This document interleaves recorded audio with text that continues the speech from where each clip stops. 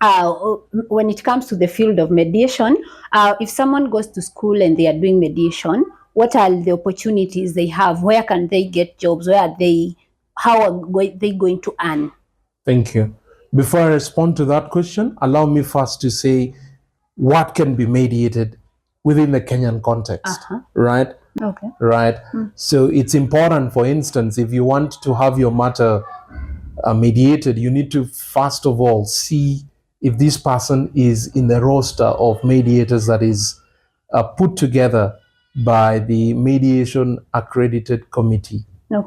Viewers, mediation works. Mediation is less expensive or costly compared to hiring a lawyer, and I have nothing personal with lawyers, right? So it's a form of justice that is less costly compared to arbitration and litigation. Litigation is appearing before a court or a judge, and sometimes when you appear before a judge or a magistrate, you do not have the certainty of the outcome. However, in mediation, you can sit down with whoever you feel you're having a dispute with, and you are likely to have an outcome that both of you will at the end of the day agree with. And then thirdly, the other thing about mediation is this: it's not time consuming. Sometimes it will take anything from 12 months to 15 years just going to court back and forth looking for justice. But mediation, as we have just talked about, is an avenue for quick justice.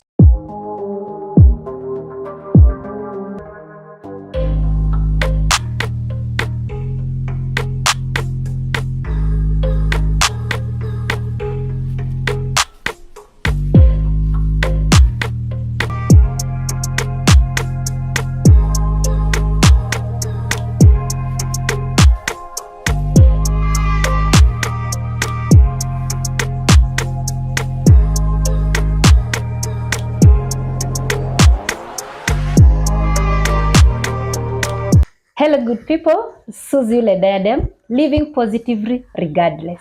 Doesn't matter the point at which you are in life, but we raw positivity all the way. The energy is all about positive vibes and positive vibes only, regardless of the situations that we are going through in our lives. And I normally will remind you that even myself, as I sit, sometimes I'm going through hard situations, but I have to keep reminding myself, positive lady, yes. And so today, guys, when you see me so excited, you always know that I have a guest in the studio, and today is also another very, very unique day, a blessed one. I thank God so much for this day that He has given us.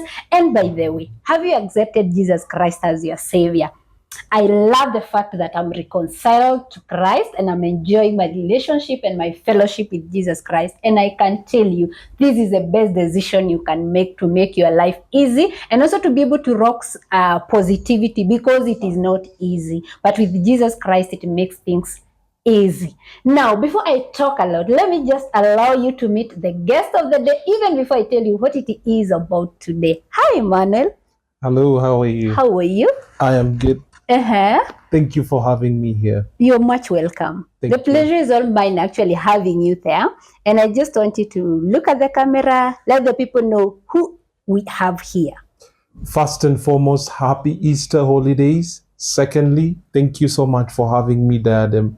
Suzie Yule Diadem. Suzie Yule Diadem, sorry about that. And thirdly, my name is Victor Baba Emmanuel Aligo. I am a consultant on community empowerment, leadership, and justice programs. And I'm grateful to be here. You're much welcome. So guys, I normally tell you, today, Nile Siku, we are going to bite our tongue. You know, you've already had. And you'll excuse some of us, because us English sio mdomo chetu, we just go word by word. So try to make it a little, not so conk for us. All right. Na watetea wase wangu wala kwa Murang'a and Kirinyaga. We'll do that. We'll do that. We'll do that. All right. I'm so excited to have you here. Thank you. And first of all, let me say thank you so much for creating time for us from your very, very busy schedules. I'll just ask you, Emmanuel, we have got so many interviews and they're asking us, tell us who is Emmanuel. Kindly, who is Emmanuel? Emmanuel is a Christian, a God-loving man, a radical giver, a minister, a friend, and a seeker of knowledge. Okay. And beyond seeking knowledge, once I have sought knowledge, I love sharing it. So I see knowledge as a treasure, and I'm a treasure hunter. So I'm a treasure hunter for knowledge, but above and beyond that, I like to share knowledge as well. Okay. Right. And so today, guys, just to let you know what it is about having him on set, we want to talk leadership and mediation. And of course, from his titles, the way he has said who he is, I feel like we are in good hands. I feel like we are going to receive knowledge. Let's see. He seeks knowledge and he likes sharing it. Let's see and find out. Okay, so here we go. Let's get just right into it and just get to understand issues to do with leadership. What is leadership? What is leadership? A good question. Leadership it's a platform.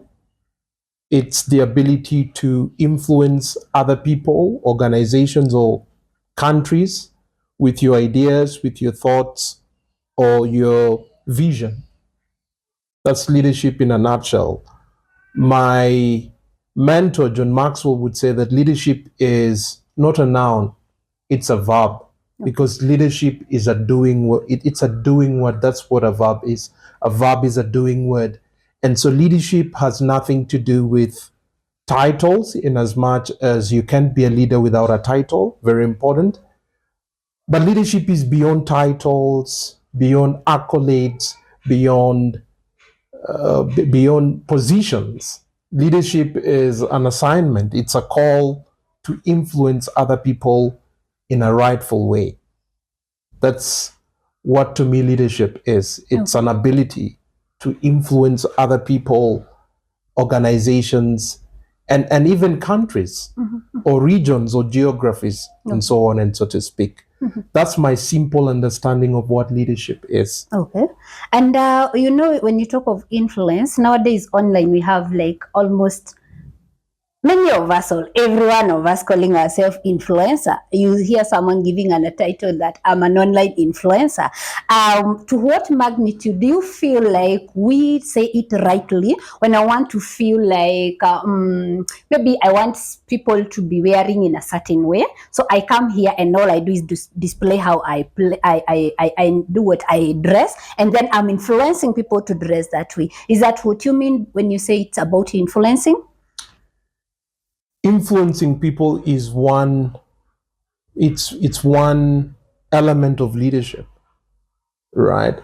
But we need to ask ourselves, in what way are you influencing people? Are you influencing them to become better versions of who they are?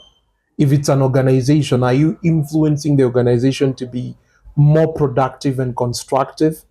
If it's a country or a geography that you are influencing, are you influencing it in a manner that is ethical, moral, and in the right trajectory? Right? So questions, it comes back to questions. We need to be self-reflective, self-critical, and examine ourselves. A Greek philosopher, should be Socrates, once said that a life that has no examination, or an unexamined life, is not worth living. Right? So if you're an influencer, you need to be constantly reflecting and mirroring yourself. Am I influencing people in the right way? Am I making them become better versions of who they were? Or am I influencing them to be worse than who they already are?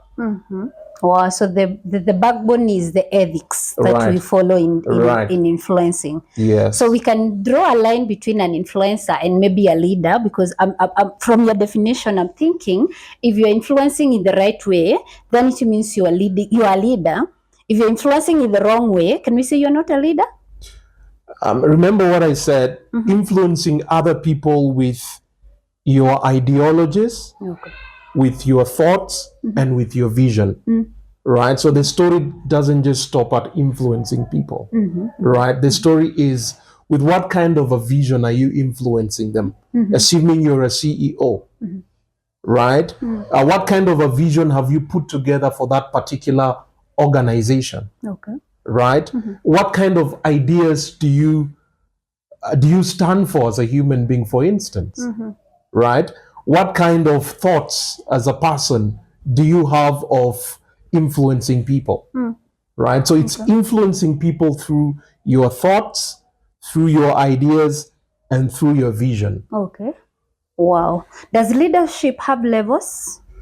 Yes, leadership has different levels. My mentor again, John Maxwell, and looks like today we'll be doing a lot of John Maxwell.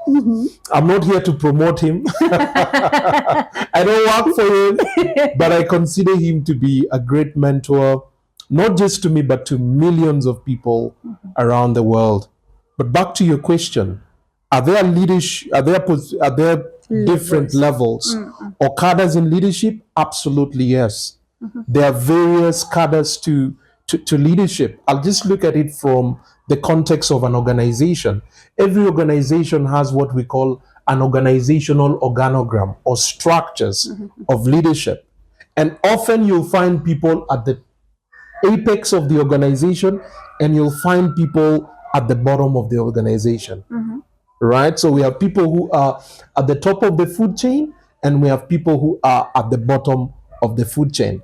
But this is not to say that those who find themselves at the bottom of the food chain are not as important as those at the top of the food chain. They work together, right? They might be having different positions or different cadres of assignment and responsibilities.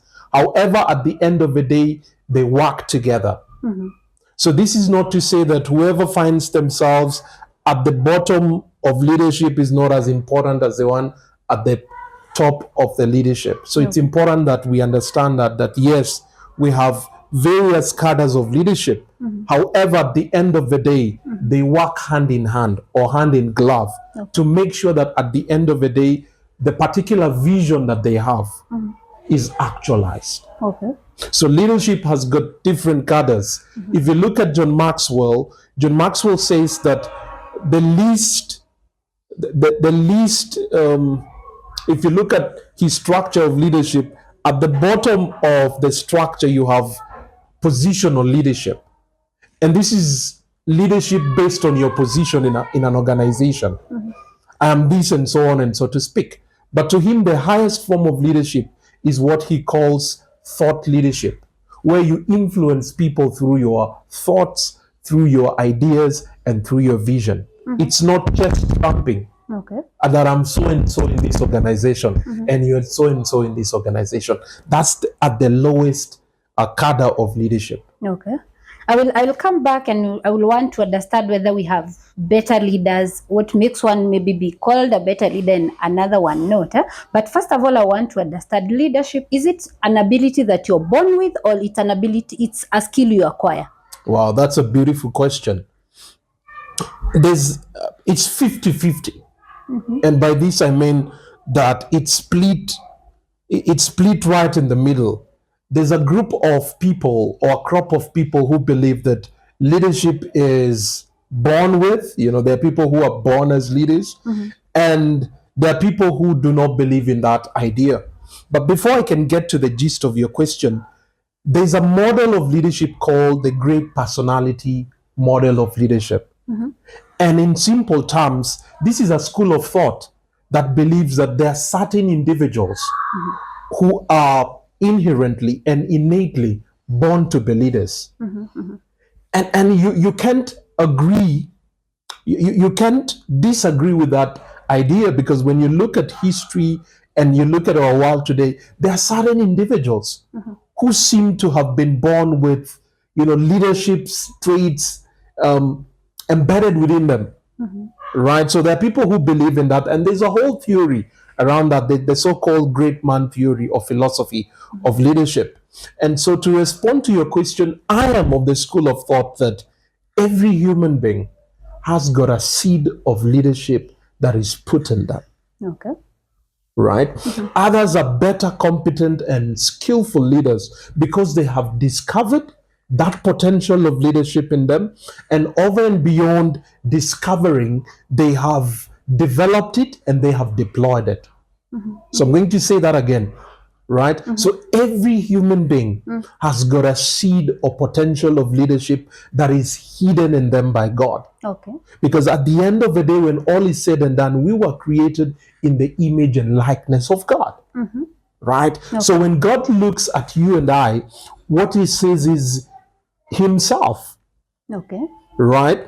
And so every human being has got this seed of leadership that is hidden within themselves. Okay. The only difference is that we have other human beings who have discovered, have developed, and have deployed it. And that is what makes for the difference between why we have other leaders who are more effective, efficient at what they do compared to other leaders. Okay. That's my understanding. What is the portion of now? You said it's 50-50. That is innate, then there is now the professional way, acquiring the skills. How do you go now about it? It can be developed just like any other skill. A skill can be developed, right? There's certain people who have certain inherent abilities. And this is why it's important for us to constantly self-check ourselves, do a self-reflection. What are your strengths? What are your weaknesses? What are your threats? And what are your opportunities? The so-called SWOT analysis, right? It's always important that we do a SWOT analysis of who we are as a person. Be that as it may, leadership can be learned. It's a skill that can be developed over time, right? There's a process that is involved in that. And anyone who subscribes to that process, at the end of the day, they become skilled leaders. Right? Okay. For instance, communication is an important fabric of leadership, right? There are certain individuals who are born with the ability to speak, the so-called gift of the gab. They're very oratory, they're erudite speakers and so on and so to speak. And there are people as well, over time, who get to learn the skill, right? I'll tell you a good example of myself, and this is why it's miraculous. Growing up at the age of, I think it was 5, we were just playing and I fell down. And believe you not, when I fell down, I beat my tongue into 2. Half of my tongue was in my hands and half of my tongue was in my mouth. And so I ran to the house and my father took me to the hospital and my tongue was stitched together. Doctors said that my odds of speaking again were almost impossible. But today I sit here, I almost say I stand here. I sit here as a testament that miracles do happen, and we can always develop our skills to speak over time. Wow. Wow, I feel like saying hallelujah. It is sounding like a sermon, right? So what makes one a better leader? I know you've already now started going into it because you said things like communication, how you are able to communicate. What makes some better, or is there anything like some are better leaders than the others? Yes. There are people, when you look at history, we have certain individuals who have stood out than other men and women. And part of that can be attributed to their environments. I'm one person who believes in the idea that nature nurtures, right? So it's a seed that is in every human being. At the end of the day, what makes a difference is nurture, right? Who nurtures that ability? Do you have people around you who are able to see the seed in you and they can develop it? Do you have mentors, for instance, men and women that you look up to, men and women that can speak positively of you and give you opportunities, right, to exercise this thing called leadership? Because it's something that is inherent in every human being, black or white, man or woman, adult or small child. So at the end of the day, it comes to the context that we find ourselves within. There are people who find themselves within sociological environment, and when I use the word sociological environment, I mean social, cultural, and economic environments that are conducive for leadership development, right? Even organizations. There are certain organizations that you would say are toxic, the environment is toxic, right? And there are certain environments where you're constantly finding yourself being challenged to become a better version of who you are. So environment is very important, right? Number two, our personal development too, right? Are we individuals who are constantly developing ourselves to become better versions of who we are? And then number three, people around ourselves. The people we find around ourselves, it's very important. Are these people who see the best in us?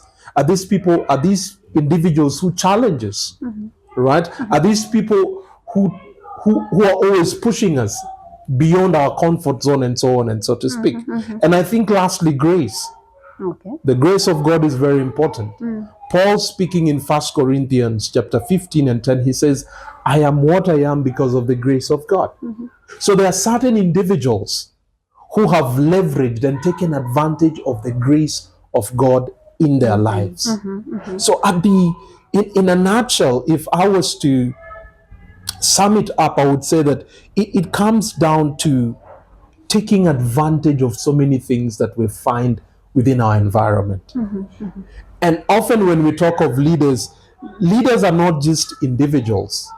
Organizations can be leaders. Okay. When you look at an organization like Safaricom, Safaricom is a leader in the tech world.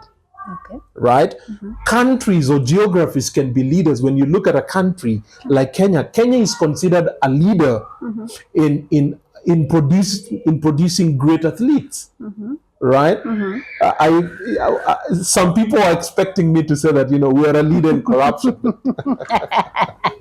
A YouTube channel, can they be leaders? Like Suzie Yule Diadem YouTube channel? Yes. Okay. Right? Suzie Yule Diadem is a brand that I see you as a person and I see you as a brand or organization. And so leadership is not just confined to individuals or human beings. Okay. Organizations can be leaders. Okay. Countries and territories as well can be leaders. Kenya is widely considered a leader in the production of coffee, for instance. Right? That's a form of leadership as well. I like your positivity about our nation, Kenya. You have really resisted. You have resisted from using what many would want to think and say about it. And now looking at now, because now we are already there and we are talking about things, corruptions and all that. And especially when you are coming to choose a leader, of course, we have this analogy that a leader is chosen from heaven, and now here we just come to confirm that this is a leader. But I feel like most of the time, the material achievement of an individual places them in a position like we want them to lead us. Do you think material success can imply that you can be a good leader? Wow. Yes and no.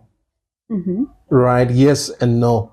Yes, because material success could be a testament of who you are as a person and your ability and potential. And no, because we live in a world that is so romantically in love with materialism. Right? And that's where sometimes we get it wrong. That's where sometimes we're blinded when we look at material success as the end and as the end all of leadership. Sometimes that's where we lose it. So it's yes or no. Okay. Right? It's yes or no in my opinion. Okay. Yes. Because I wanted now you to bring us to, and you have also resisted. I was trying to understand, could it be the reason maybe then we're experiencing a lot of corruption and all this? Maybe we are choosing or electing the wrong people, thinking they are leaders, because we are measuring their leadership skills and ability by what they have achieved materially. Do you think it's a way we are getting it wrong? Yes, because how we evaluate people is very important. And I know choice is something that is very personal to every human being. And so I wouldn't want to say that other people have better choices compared to other people. I don't want to get on that terrain or territory. But be that as it may, we need to develop a system of evaluating people beyond material success. Okay. And I'm not here to vilify or demonize material success. I mean, material success, it can be an indication of somebody who is successful.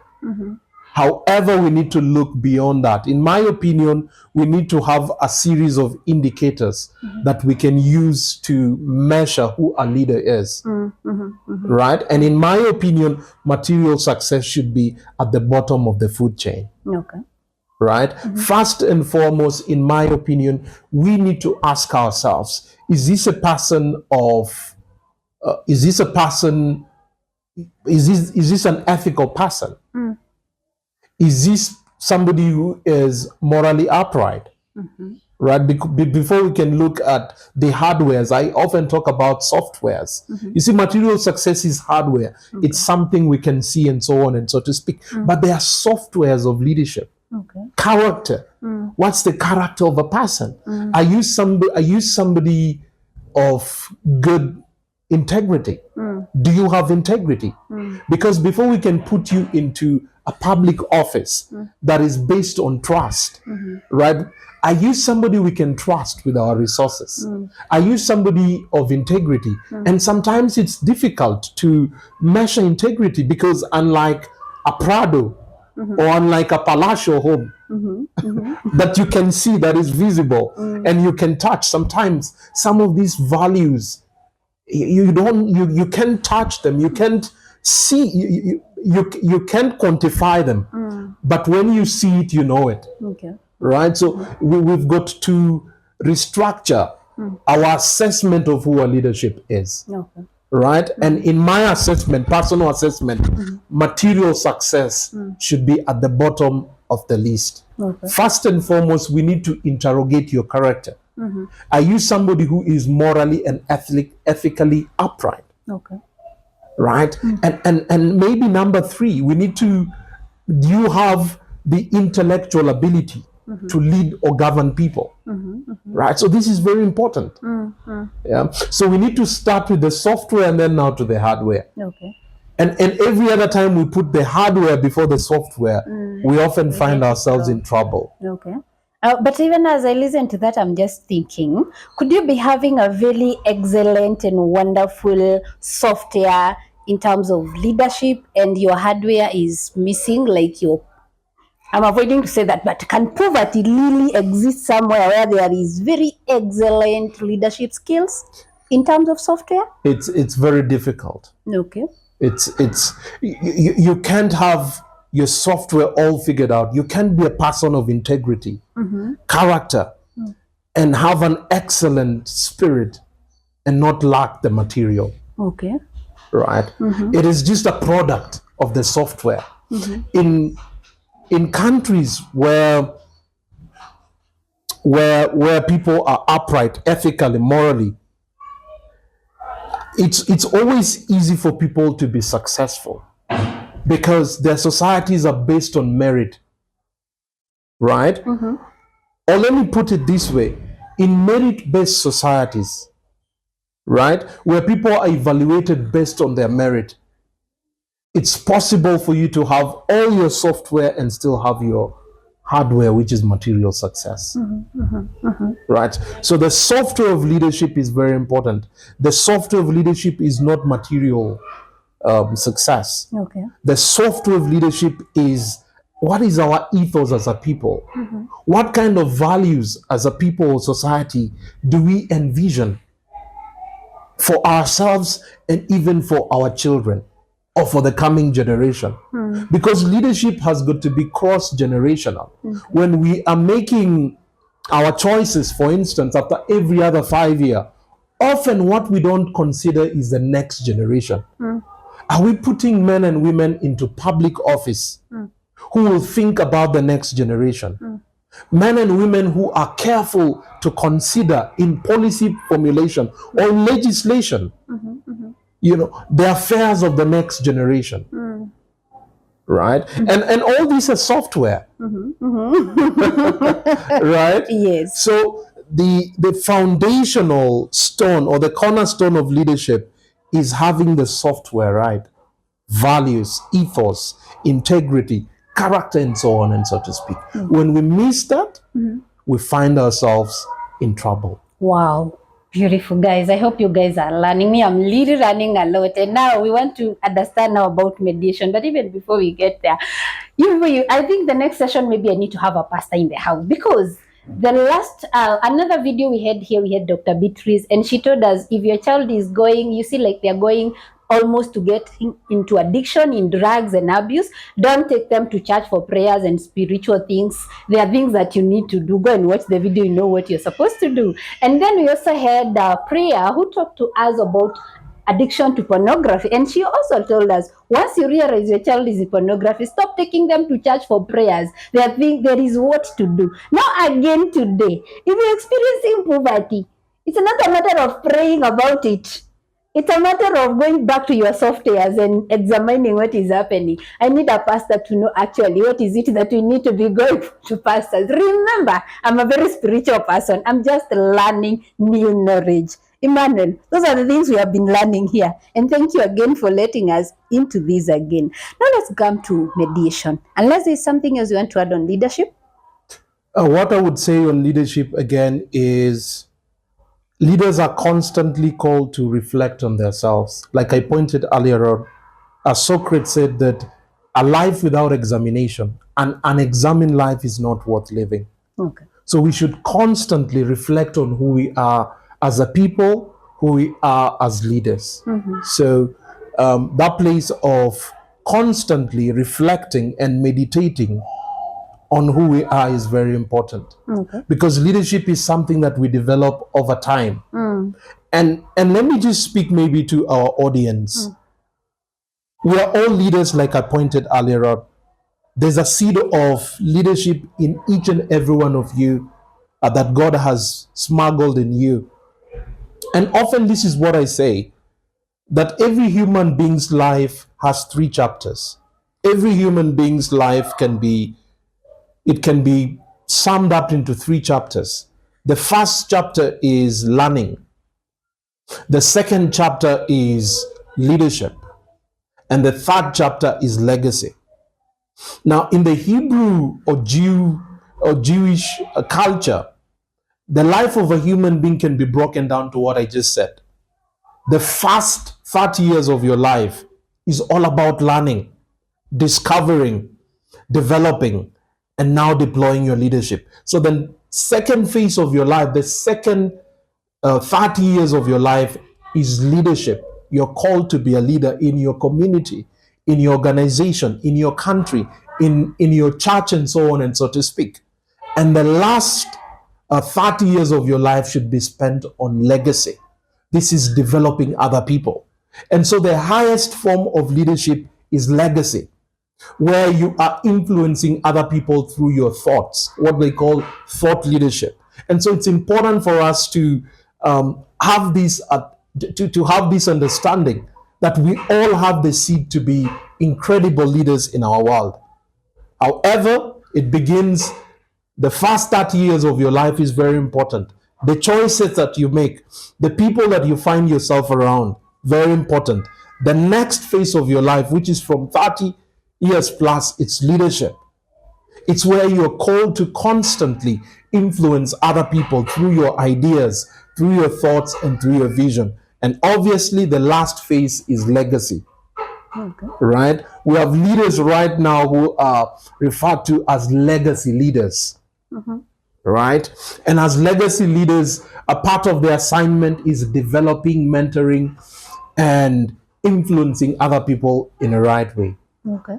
Right? So that's leadership in a nutshell. Okay. Yes. How old are you?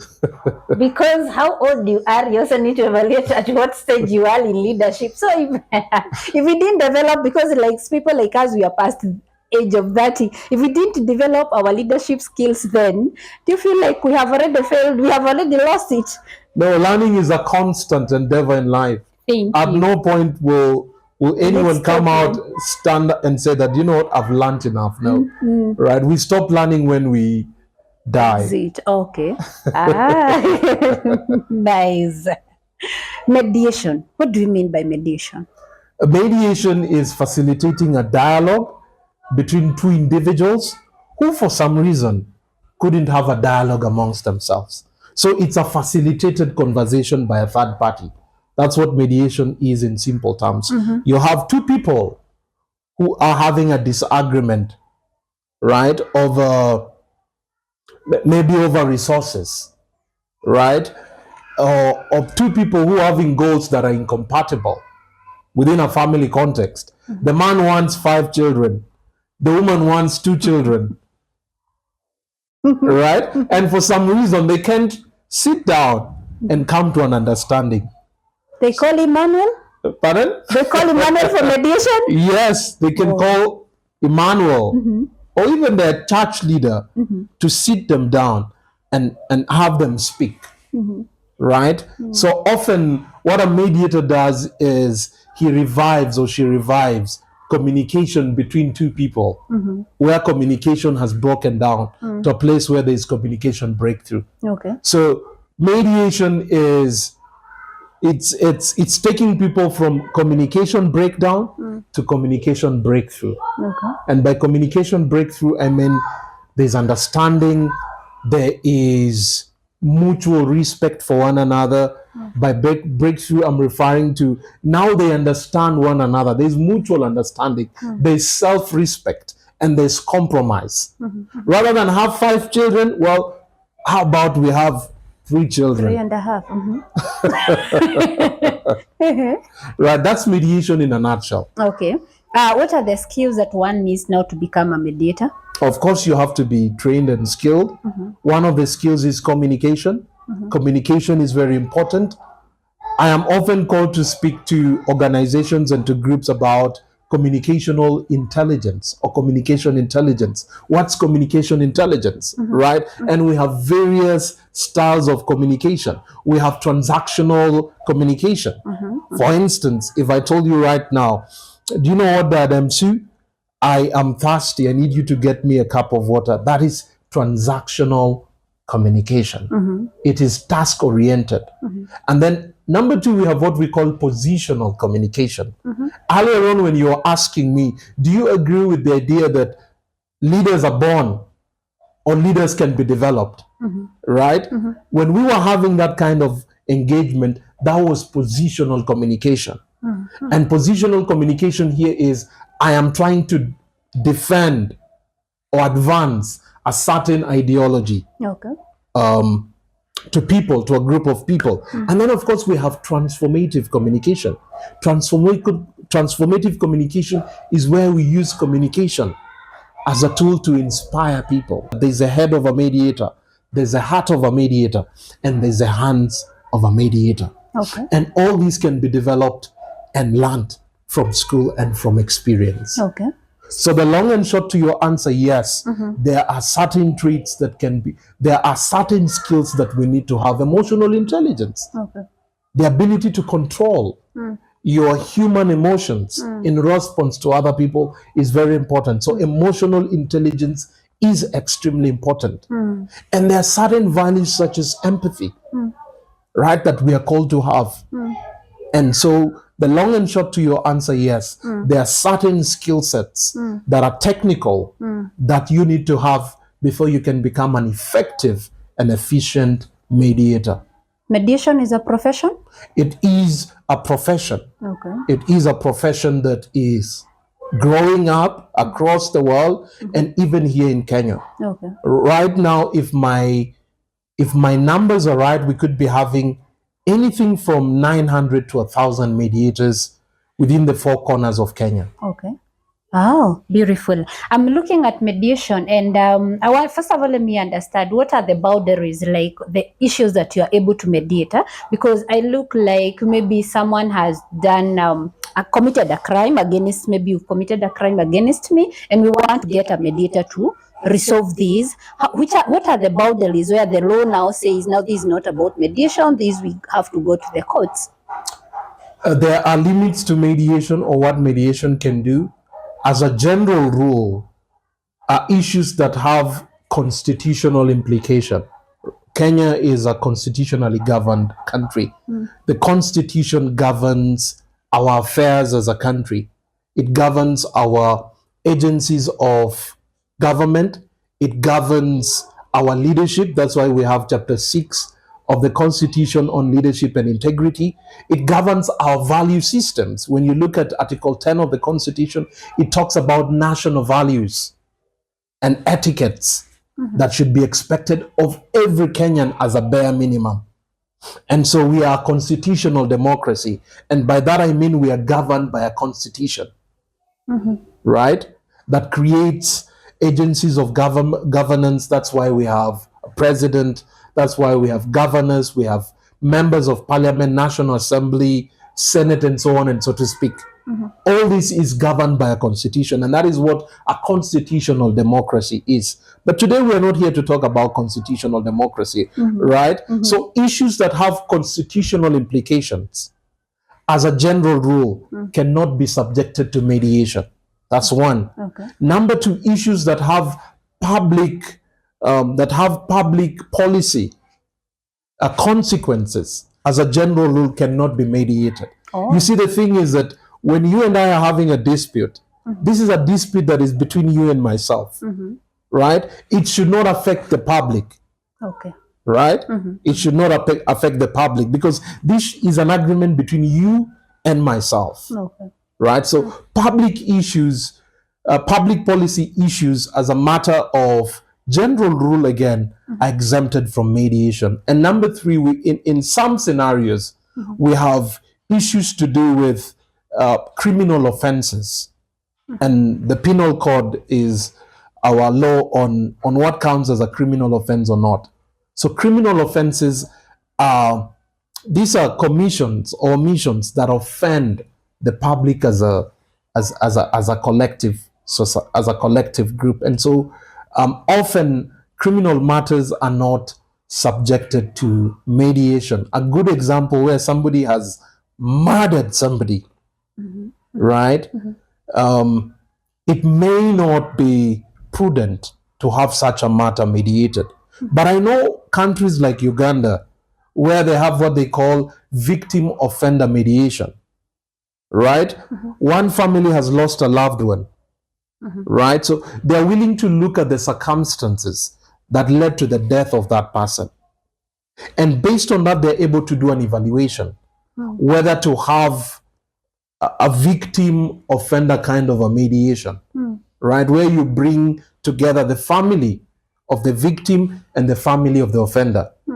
And you try to reason together, because mediation is, in simple terms, what we have in the book of Isaiah chapter 1 and 18. Come and let us reason together. That is the language of mediation. Come and let us reason together. And so there are countries where that is possible.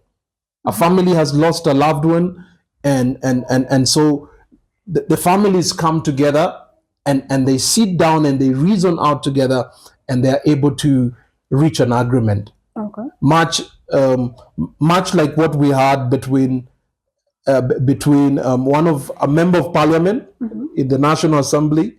I'm told he shot somebody in a club, and the matter went to court, and they had an outside of court settlement where the two families, had some dialogue, and they were able to reach to a mutual understanding, right? And so the DJ was given amount of money, and the idea is to make sure that he's able to provide for his family, and the person who shot him was given some kind of a community work to go and do, as well as right, as well as financially compensate the other family. Okay. Right. So we can still mediate like some kind of crimes. Yes. Because I want to believe that was a criminal case. Yes, it was a criminal case. Again, we have what we call the plea bargaining. It's a form of negotiation between somebody who has been produced in court, right, and an accused person. Once you're produced in court, you're an accused person, right? Yeah. So between the accused person and the state, which is the government, so they can negotiate. Okay. That, do you know what? For a lower sentence, I'm going to provide information that maybe will lead to will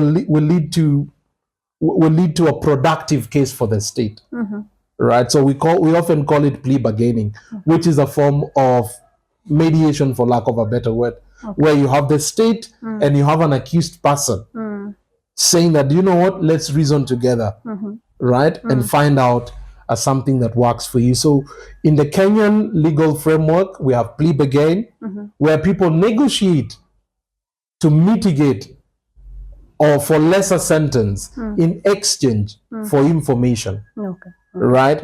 And this is oftenly used in offenses such as economic offenses, right? So crimes have different forms, shapes, and sizes. We have economic crimes, right? Such as corruption and so on and so to speak. And we have other forms of crimes as well, right? So to respond to your question, yes, to a certain extent, right? We have mediation within our criminal justice system. Okay.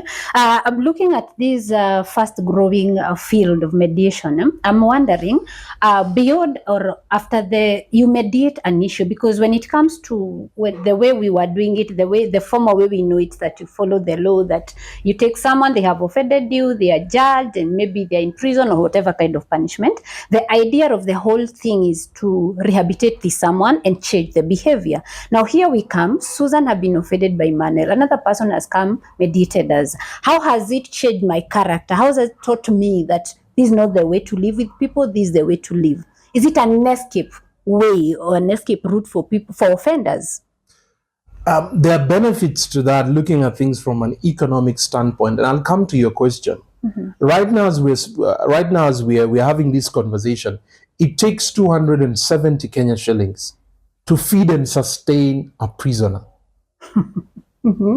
Right? And when you look at our economy right now, we have other more pressing issues that demand and dictate consideration. Is that correct? Very true. Right? So the wisdom behind reforming our criminal justice system is part and parcel because of the economics. Okay. The political economy of having prisons, sustaining prisoners, it's very expensive. And so as a society, we need to rethink about that, or we need to rethink that. And one way of rethinking that is by introducing what we are calling mediation in criminal cases. Right? So from an economic standpoint, it does make sense. But let me come to your question. The vision or the objective of a criminal justice system, number one is rehabilitation, right? Number two, it's retribution.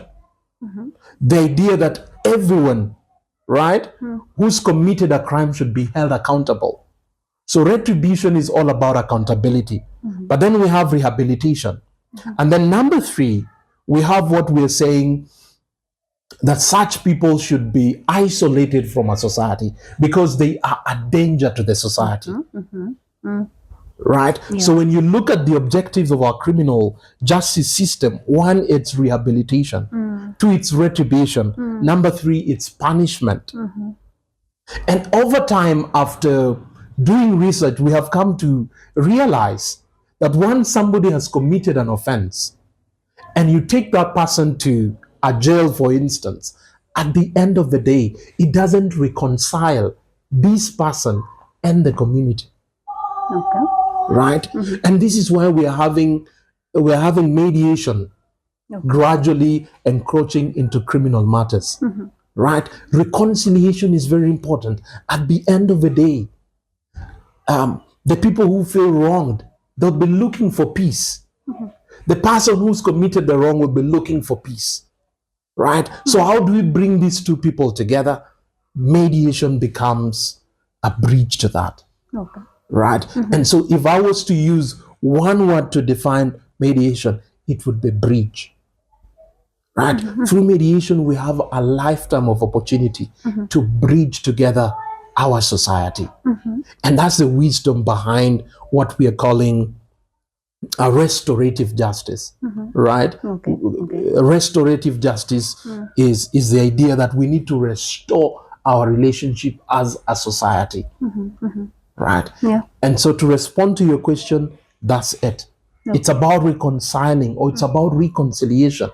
And when you look at such values, right before colonization, these are values that were preeminent in our societies, living together in harmony. Right, that whenever there were disputes or disagreements, right, we should come together, speak under a tree, and at the end of the day, we can make a consensus decision, and live together as a group. So that's the philosophy behind, having mediation within the criminal justice system. So you think the restoration part of it will make people change their behavior, will make people, for lack of better word, let me say fear. People fear doing wrong. Like, because today, the reason I don't want to just hit Emmanuel is because I know maybe I'll end up in jail. But if I know if I hit him, we'll sit down and we get reconciled, probably it may not instill so much fear in me. So I think the restoration part of it will also bring the sense of the fear of doing something wrong. That is very true. However, fear is the least important motive. If people are obeying laws because they fear the repercussions, that's not an effective system. Right? An effective system is where we have law-abiding citizens, people who know what it means to obey the laws, the importance of obeying the law. If we're only obeying the law because of fear as the single motive, then we are not an effective, efficient society. In effective and efficient societies, people obey the law because of the public good.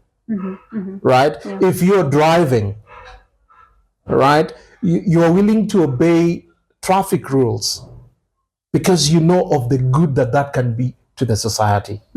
Right? And back to your question, right? Mediation has got this therapeutic and transformative effect on people. It just, once you go through the process, it changes you as a human being. Because the process is based on our shared humanity, which is very important, right? Compared to sometimes what we have in courts.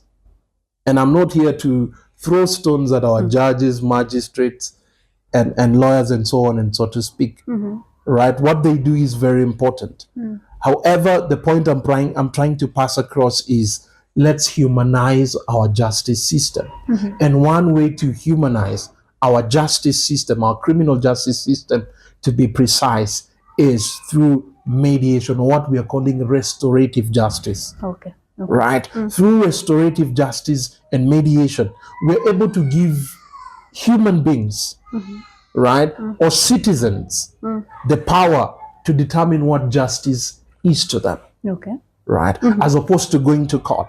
Because once you and I go to a courtroom or appear before a judge, at the end of the day, it's the judge who will dispense justice. And sometimes the justice that is dispensed by a judge or magistrate is not what you were looking for. It's not what I was looking for. And so through the practice of mediation, you and I and many other Kenyans have an opportunity, number one, to determine, number two, to define, and number three, to dispense what justice is to you and I.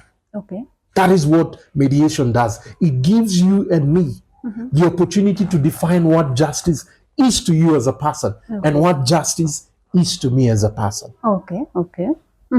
Right? Which in my opinion is very important. Well, I get it very clearly, because I think you've answered me very well that it's not like when you go through a punishment is when you get more rehabilitated than when you're going through this, because as you say, it's a process that makes one understand what justice is and how you're supposed to relate with other people. Is a mediator the same person as a lawyer? No.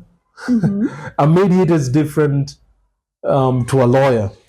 But being a lawyer sometimes gives you an advantage of becoming a better mediator, because mediators, sometimes there are legal issues that you need to navigate through. And if you do not understand the law, the falls of the law, you might not get it right.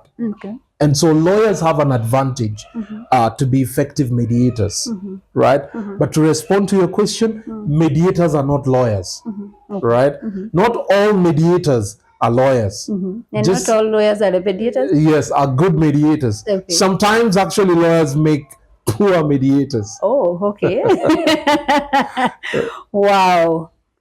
Guys, hey, today we have really learned. I love the show and I love what we are learning today. And even before we wind up, and I'm so happy that we are doing this, Emmanuel, I still want to understand something about when it comes to the field of mediation. If someone goes to school and they are doing mediation, what are the opportunities they have? Where can they get jobs? How are they going to earn? Thank you. Before I respond to that question, allow me first to say what can be mediated within the Kenyan context, right? Family disputes can be mediated. Commercial disputes can be mediated as well. As a matter of fact, in 2023, there was an annual mediation summit hosted at Strathmore, convened by the Judiciary of Kenya. Okay. And during this summit, we had all banks, or the Kenya Bankers Association, which is an umbrella body for all banks and financial institutions, sign an agreement with the judiciary that all bank-related or financial-related issues or disputes should go through mediation. Right? Okay. Which is very important. And later on, I'll get to your question about opportunities. So really, there are a lot of opportunities in that. Last year, there was again a memorandum that was signed memorandum of understanding signed between the Judiciary of Kenya and the Kenya Federation of Employers. Again, this is an association body for all employees and employers. Right? Sign a memorandum of understanding that all labor or employment related disputes would first go through mediation before they can go to before judges or magistrates can determine such matters. This year again, about a week ago, we had an annual mediation summit again convened by the Judiciary of Kenya and Strathmore, and we had a memorandum of understanding between all environment and land courts that all disputes that have implications on land would go through mediation. Okay. Right? And this is just to tell you that family related disputes, commercial disputes, disputes to do with land, right, and employment, they can all be mediated. And this has been happening for the last couple of years, since 2016, when the judiciary introduced what they call the court annex mediation. Right? And court annex mediation is having issues that can be solved through mediation, referred for mediation. And so we have mediators who are connected to the court. And every other time when matters appear and mediators are needed, the court annex mediation secretariat or registry will pick mediators and have them resolve these disputes. Right? So we're beginning to see a lot of opportunities for mediators, but over and beyond that, private mediation again is beginning to develop. We have various institutions such as the Strathmore Dispute Resolution that is already conducting private mediations.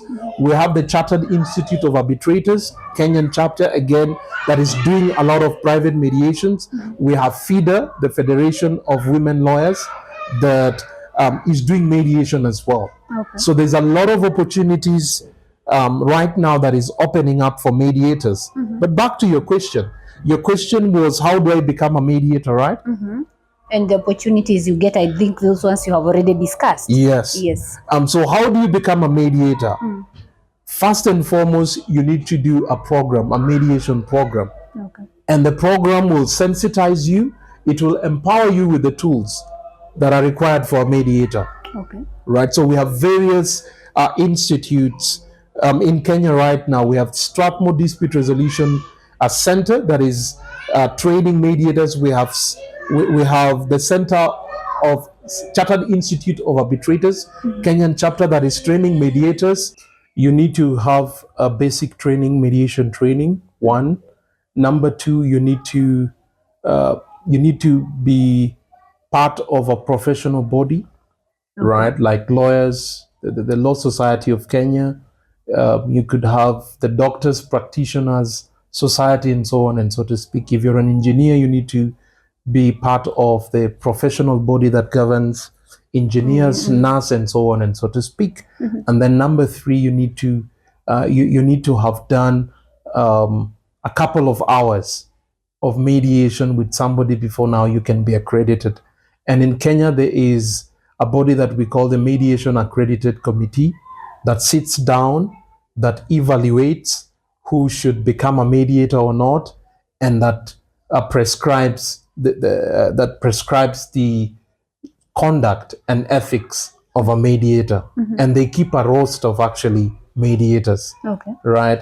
So it's important, for instance, if you want to have your matter mediated, you need to first of all see if this person is in the roster of mediators that is put together by the Mediation Accredited Committee. Okay. Right. Does that then limit someone from coming from school and saying that the course I want to do is mediation if you're not in any other board like Engineering Board of Kenya, or you are in any other firm like the law? Does it now limit people? You can't just come from school and do directly mediation? The idea is because what mediators do demand a certain level of expertise. For instance, if there's a dispute between two engineers, right? And you're coming in as a mediator who has no professional background. And the other thing with the requirement of belonging to a professional body is because your character is already judged. Right? So that becomes a basis for us to consider you to become a mediator. That's the idea behind it, that you need to belong to a certain professional body before you can become a mediator. Okay. Right? So if you're a nurse and you've worked as a nurse and probably you're a member of the nursing professional group, then it's easier for you to become a mediator. Right? Someone with the background of a professional, like a profession, like let's say Engineering Board of Kenya, that's where they belong to. Can they mediate an issue family? Yes. Okay. Right? Because this is a skill that is developed over time. Like I pointed earlier on, to a larger extent, your ability to be an incredible or efficient mediator comes down to your humanity. Right? And this is what makes mediation different compared to litigation appearing before a judge and so on and so to speak. That system is system-centric. But with mediation, we are human being-centric. Right? There are certain issues that can be discussed in mediation that conventionally will not be discussed before a judge or magistrate. A judge doesn't care about your emotions as a person. But in mediation, the mediator is willing to go down that route with you. Tell me how you feel about this dispute. Right? Tell me more about your emotions. Right? Tell me more about your personality and so on and so to speak. So a nurse can be an effective mediator. Because at the end of the day, the best effective and efficient mediators are great human beings. How are the processes of mediating? The process is informal. That's one. Number two, the process is involuntary. Okay. Involuntary to mean that the parties must consent to it. The parties must be willing to come for mediation. And then number three, the process is consensus-based. Consensus-based to mean that it's the parties who at the end of the day will determine the outcome that works for them. Right? The process again should be, it's party-driven. By party-driven, I mean it's the parties, number one, who pick the mediator. Right? Number two, it's the parties who have a choice to make about the process. And number three, it's the parties who choose the outcome of the process. So it's extremely party driven. Okay. It's upon the parties to make decisions on when, where, and who should be even there. Right? So that's a mediation process in a nutshell. Are you expected by the court, if a case was already in the court and then maybe we have decided we are going the mediation way, a mediator, is it the duty of mediator now going back to the court and now saying we are done, or how do you relate the two? Like I said, it's party driven. Yeah. You know, the parties can actually speak to the presiding judicial officer and tell them, do you know what? We would like to try mediation. And they will be given that opportunity to again try out mediation. And in the event that the mediation works out and there's a settlement, the mediator who presided over the mediation process will now come back to the mediation registry. There's a whole mediation registry.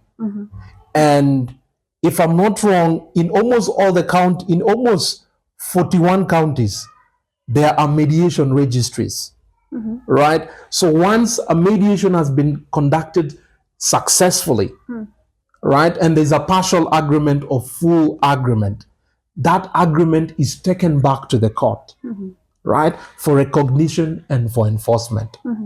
So to respond to your question, yes, you can have a court process that is already going on, and the parties still have an option of letting whoever is presiding over tell them that, you know what, why don't I, Emmanuel and Sue, sit down outside of court, have a mediator, and try to reason out this matter amongst ourselves.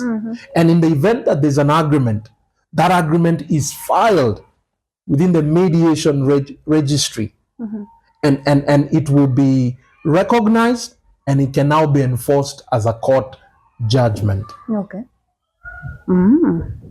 Wow, beautiful. Guys, as we started, we said Emmanuel, or he told us that he's a knowledge seeker and he likes sharing wisdom. And he said, let's do it and see if he is able to deliver. How are you judging it? Which question do you have and you feel that you would have wanted this addressed? Even when you comment it down here, we'll still pass it through to Emmanuel. I hope Emmanuel will have the time to come back and answer us. And even if he doesn't come back, we know now there are virtual platforms that people are able to answer to us. Thank you so much again. I keep saying thank you for this session that you've given us. And now as we edit, maybe I'll just let you look at the camera, let people maybe just something that you feel you want to emphasize to people on mediation, even as we end the show. All right, thank you. Viewers, mediation works. Mediation is less expensive or costly compared to hiring a lawyer, and I have nothing personal with lawyers, right? So it's a form of justice that is less costly compared to arbitration and litigation. Litigation is appearing before a court or a judge, and sometimes when you appear before a judge or a magistrate, you do not have the certainty of the outcome. However, in mediation, you can sit down with whoever you feel you're having a dispute with, and you are likely to have an outcome that both of you will at the end of the day agree with. And then thirdly, the other thing about mediation is this: it's not time consuming. Sometimes it will take anything from 12 months to 15 years just going to court back and forth looking for justice. But mediation, as we have just talked about, is an avenue for quick justice. It's not a quick fix, but it's a quick way of getting justice. And last but not least, the other thing about mediation is that you and whoever is in dispute, you get to determine and define what justice is to you. In our courtrooms or in arbitration, it's the judge or magistrate or the arbitrator who will tell you what justice is. However, in mediation, you have a lifetime of an opportunity to define what justice is to you as a person, is to you as an organization, is to you as a group of people or a family, and so on and so to speak. Mediation, number one, saves time, it saves resources, it saves relationship, and it can save your family or business. Thank you. Suzie, ask Emmanuel, what are the advantages of going the mediation way instead of going to the courts? He has already addressed it as you have heard it. Thank you so much for keeping at Suzie Yule Diadem. We love you so much. Kindly, if you have not subscribed to our channel, please consider doing it. Subscribing is completely and free, but it's just a way of promoting and supporting my work. So kindly, if you've not subscribed, just hit that subscribe button. Share this information. Let someone else get to know and to understand what we mean when we talk of good leaders and the skills of a good leader, and how you can tell a good leader, what it means when it comes to mediation, when you have issues and you feel that you're not very sure whether you want to solve this case in or outside the court. Now, I think you're already well informed, but if still you have a question, you can still write it down here in the comment section and we'll get to answer you. For now, bye.